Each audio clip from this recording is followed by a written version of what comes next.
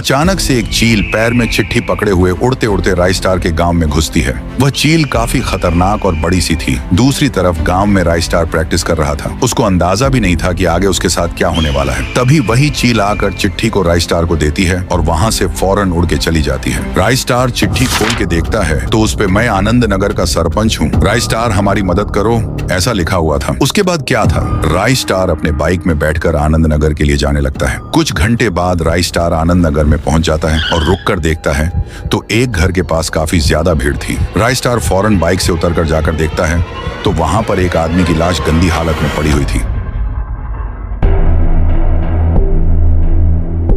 सरपंच राइस्टार को देख कहता है, अच्छा हुआ राइस्टार, तुम चिट्ठी पढ़ के आनंद नगर में आ गए। पहले तुम ये बताओ कि तुमने मुझे चिट्ठी क्यों भेजी और ये लाश क्या हो रहा है गांव में? सरपंच कहता है, क्या बताऊं राइस्टार, ये गांव धीरे धीरे खंडहर बनते जा रहा है। रोज यहाँ पर बड़ा सा एक सफेद भालू आता है। वह काफी खूंखार और मौत का भूखा है। जैसे ही उसे कोई भी इंसान दिखता है वो उधर आकर उस इंसान पर हमला कर देता है। अभी तक उसने 15 लोगों को मार दिया है। रोज गांव के लोग उस भालू से परेशान हैं। लोगों के पीछे पड़ता है। अब तुम ही हमें इस भालू से बचा सकते हो। वह भालू गांव के जंगल की ओर गया है। तभी गांव वाले राइस्टार के नाम से नारा लगाते हैं, राइस्टार जिंदाबाद, राइस्टार हमारी आखिरी उम्मीद है। उसके बाद क्या था? राइस्टार गांव के जंगल की ओर चल पड़ता है। राइस्टार जब जंगल में पहुंचकर छुप के देखता है तो हैरान हो जाता है। वहां वही भालू बैठकर रो रहा था और किसी की याद में डूबा हुआ था। राइस्टार ने सोचा, जरूर इसके साथ कोई अनहोनी हुई होगी, तभी ये इतना रो रहा है। राइस्टार ने सबसे बड़े जंगल में जाने का फैसला किया। जब वो बड़े जंगल में आके अपनी बाइक रुकाता है